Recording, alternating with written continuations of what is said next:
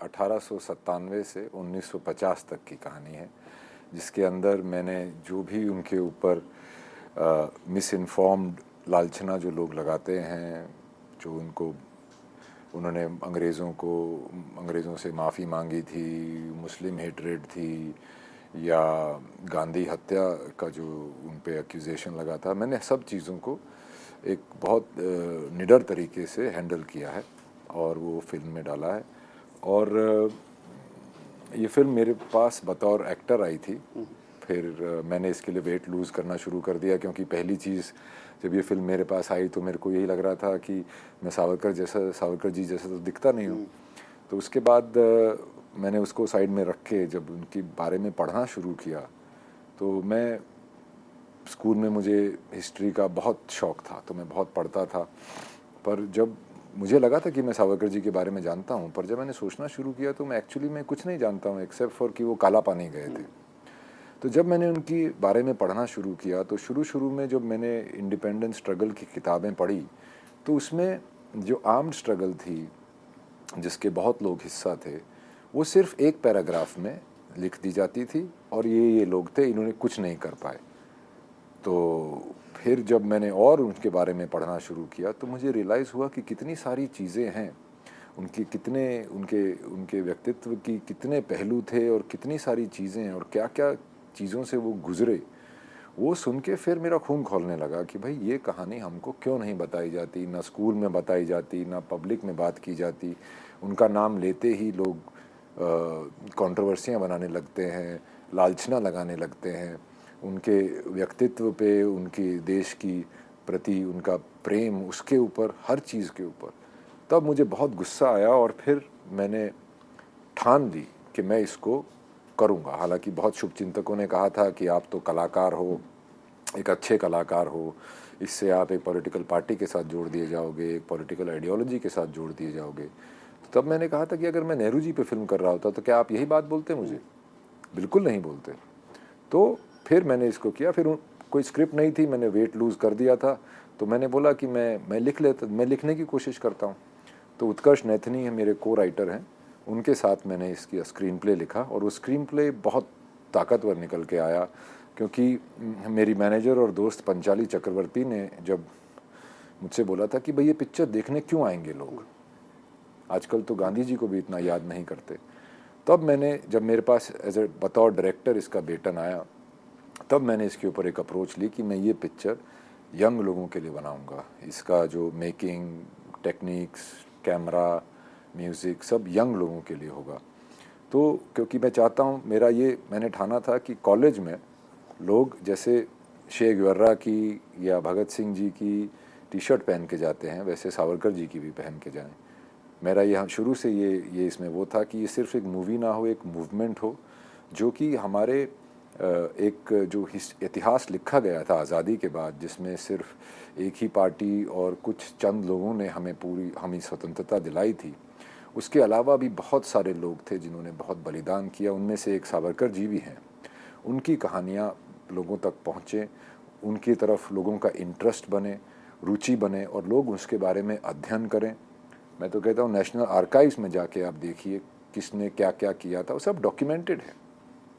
तो यहाँ से मेरी कहानी शुरू हुई और फिर मुझे अभी 2 साल हो गए हैं, मैं सिर्फ इसी पे काम कर रहा हूँ।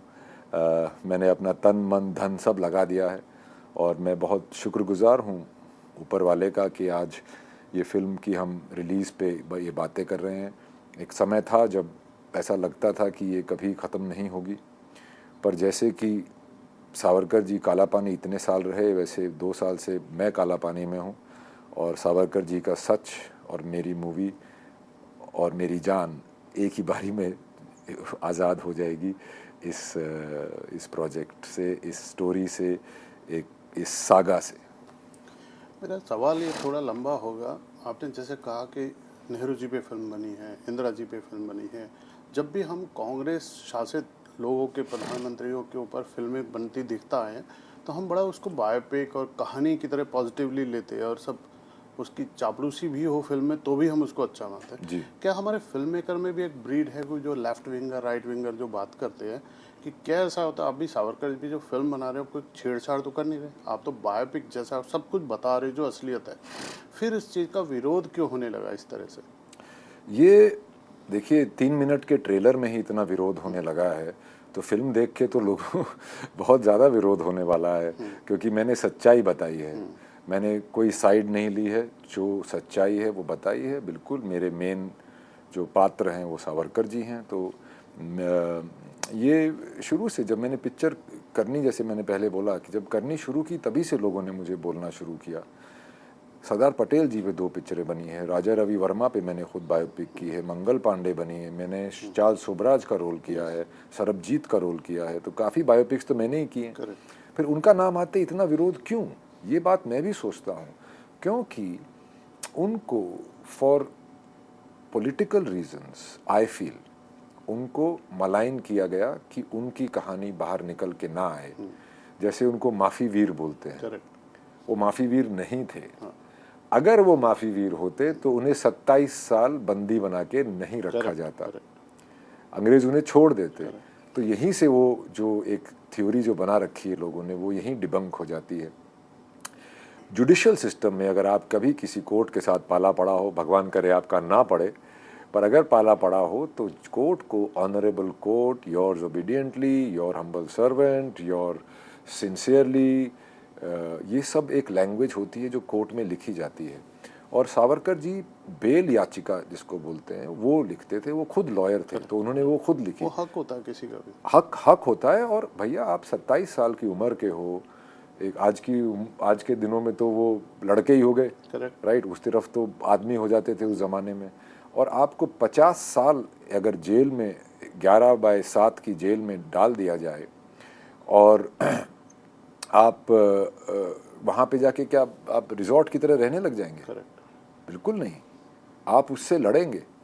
तो सावरकर जी का ये मानना था कि साम दाम दंड भेद कुछ भी लगा के हमारा कर्तव्य है कि यहाँ से बाहर निकलें और वापस स्वतंत्रता की लड़ाई में जुड़ें, वहाँ पे सांस्कृतिक, सामाजिक, पॉलिटिकल हर तरह के काम में योगदान दें ताकि हम नया भारत बना सकें। तो ये उनकी सोच थी उसके ऊपर। और सिर्फ उन्होंने अपने लिए ही नहीं, बहुत लोगों के लिए लिखा था। सभी को छोड़ दिया गया था। सिर्फ सावरकर ब्रदर्स, जो बाबा राव सावरकर इनके बड़े भाई थे, जो भी काला पानी में रहे थे, वो इनसे भी बड़े अनसंग हीरो हैं। उनके ऊपर एक सेपरेटली पिक्चर बनाई जा सकती है। इनफैक्ट मैं कई बार अपने फ्रेम में देखता था और बहुत सारे लोग थे जिनको कईयों का तो मैं नाम भी नहीं दे पाया हूँ मूवी के अंदर, पर उनके सबको मैंने देख देख के कास्टिंग की थी। उन सब के ऊपर एक बायोपिक बन सकती है। श्याम जी वर्मा के ऊपर बन सकती है, मैडम कामा के ऊपर बन सकती है, लाला हरदयाल के ऊपर बन सकती है, भाई परमानंद के ऊपर बन सकती है। बहुत से ऐसे लोग थे, खुदीराम बोस, अनंत कन्हरे जिन्हें कोई नहीं जानता, मदन लाल धींगड़ा, भगत सिंह पे तो बन भी चुकी हैं, चंद्रशेखर आज़ाद और नेताजी पे बन चुकी हैं। तो ऐसी कई शख्सियत थीं जो कि कांग्रेस से जुड़ी नहीं थी। कांग्रेस एक क्या हुआ था कि 1857 में पूरे देश को निहत्था कर दिया गया था, क्योंकि जब वो उसको सिपाही म्यूटनी जिसको बोलते हैं, वो उसके बाद 1870 के दशक में वासुदेव फाड़के जैसे कुछ क्रांतिकारियों ने फिर से बंदूक उठाई और अंग्रेज़ों को मारना लूटना शुरू कर दिया।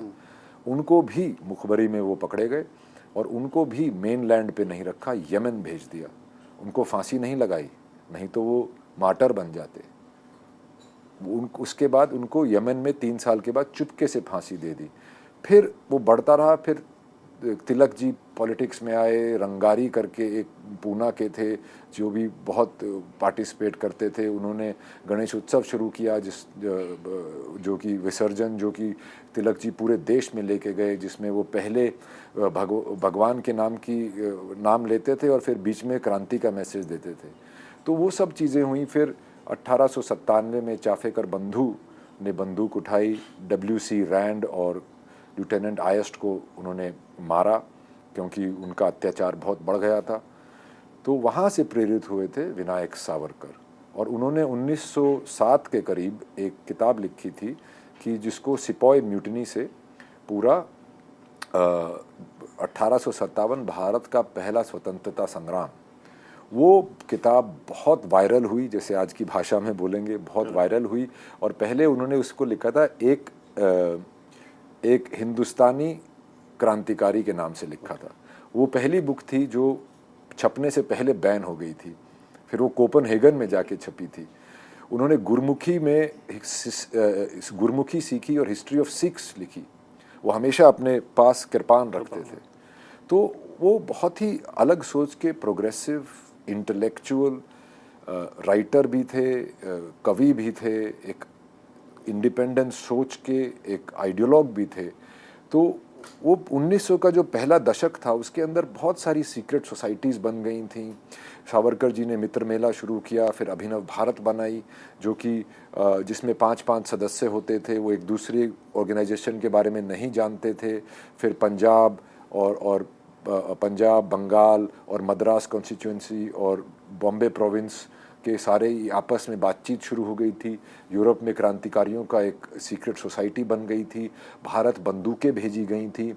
लेनिन जी से मिलके उनसे बॉम्ब मैनुअल्स ली गई थी पेरिस में। फिर चिट्ठियां लिखी गई थी फौजियों को और रजवाड़ों को कि हमारे साथ जुड़िए, बगावत के लिए तैयार रहिए। तो एक पूरा मुहिम बन गया था, एक पूरा जुट बन गया था। और पर उनका साथ कांग्रेस ने नहीं दिया, क्योंकि इंडियन नेशनल कांग्रेस बोलनी चाहिए, जो कि आज वाली जो कांग्रेस है वो सेम नहीं है। इंडियन नेशनल कांग्रेस एक लिएजॉन बॉडी थी जो कि 1885 में बनाई थी। A.O. ह्यूम नाम के एक आदमी थे। वो एक लिएजॉन बॉडी थी which between the British educated Indians and the imperialist British. तो उसका यही था कि जो वसुदेव फड़के जैसे जो वायलेंस की तरफ जा रहे थे उनको रोक के बातचीत से हल निकाला जाए। तो जब मदन लाल धिंगड़ा ने लॉर्ड कर्जन वाइली को मारा, जो कि सीक्रेट सर्विस के लंदन के हेड थे, जो कि पहली राजनीतिक हत्या थी ब्रिटिश सॉइल पे, उसके बाद किसी ने उनकी सपोर्ट नहीं की। गांधी जी ने उन्हें कायर बोला हिंसा अपनाने के लिए। तो ये सब चीज़ें हुई। फिर सावरकर जी को काला पानी भेज दिया गया और उसके बाद काला पानी में जो उनके साथ हुआ, वहीं पे जाके उनको पठान वार्डर्स ने बहुत दुखी किया। वो एक रोटी पे एक कोल्हू की मेहनत से माफ़ करने के लिए लोगों को आयत पढ़ा के उनको वो ला इलाहा इल्लल्लाह मतलब उनको करके उनको रोटी दे देते थे और धर्म चेंज कर देते थे। ये सावरकर जी ने देखा वहाँ पे। यहाँ से सावरकर जी की थोड़ी सी मेंटालिटी चेंज होने लगी हिंदू मुस्लिम को लेके। और उसके बाद जब 1920 में कैलिफेट मूवमेंट हुआ, जो कि ऑटोमान एम्पायर के कैलिफ को टर्की में उनकी पावर कम कर दी थी जब वो फर्स्ट वर्ल्ड वॉर में ब्रिटिश से हार गए थे, तो कहीं के भी मुस्लिम कंट्रीज़ ने उसका विरोध नहीं किया। राय बरेली के दो थे, अली ब्रदर्स थे, जिन्होंने कैलिफेट मूवमेंट शुरू की। और गांधी जी, क्योंकि मुस्लिम लीडर्स काफ़ी मुस्लिम लीडर्स कांग्रेस ज्वाइन नहीं कर रहे थे, क्योंकि कांग्रेस को डेमोक्रेसी चाहिए थी और वो अल्पसंख्यक थे, तो वो सोच रहे थे कि डेमोक्रेसी हमें नहीं चाहिए। अंग्रेज़ जब गए थे तो सल्तनत थी, जब जाएंगे तो सल्तनत होगी। तो ऐसे लोग भी थे, तो उनको कांग्रेस में मिलाने के लिए गांधी जी खिलाफत मूवमेंट के प्रेसिडेंट बन गए।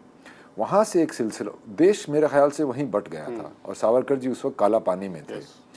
वहाँ से एक मूवमेंट शुरू हुई जहाँ पे धर्म के नाम पे अलग इलेक्टोरेट देने लगे, परसेंटेज से ज़्यादा गवर्नमेंट प्रोविजनल गवर्नमेंट में सीट देने लगे।